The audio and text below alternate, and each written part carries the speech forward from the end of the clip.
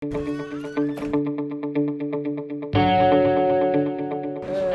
من فضلكم شنو الراي ديالكم في هذه الظاهره اللي ولات جديده؟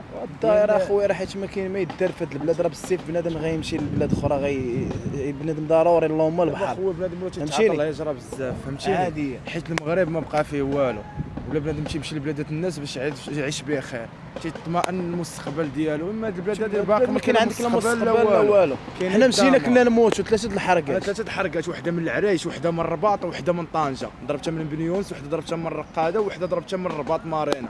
ثلاثه المرات كانوا يقتلونا لا مارين في البحر. حنا بغينا نموتوا في البحر، باقي متابعين هاد الناس حتى البحر تقول لا، قال لك اجي ترجع لهنا يموت عرق بعرق، ما تموتش في بلاد الغربه، اجي ترجع هنا المغرب في كورونا تموت بعرق بعرق. الا بقيتي في هاد البلاد هذه راه ما عمرك دير شي حاجه، مشيتي لبلاد اخرى براني غادي تقدر تعيش بخير، فهمتيني؟ هادشي اللي كاين اخويا العزيز، زعما هاد البلاد هذه ما كاين والو. هذاك الشيء اش بنادم تيحاول يخوي البلاد. قال لك واحد الحاجه، قال لك والله مروكان ولا ماروكان لا مروكان ولا ماروكان، فهمتيني؟ وتحيه خاصه الناس ديال الغربه اون جينيرال، وديديكاس لهم من المغرب، وان شاء الله غنجيبها في البوطي. الا ما جاتش في الكوطي غتجي في البوطي هذا العام ان شاء الله. شهر 5 كل مره واش تشديتي فيهم هذوك تشديت ثلاثه المرات اخويا، والثالثه كنا نموتوا. عندنا البيستوليات، الثالثه كنا نموتوا اخويا، الثالثه كنا نموتوا. طلع لنا البحر 3 متر.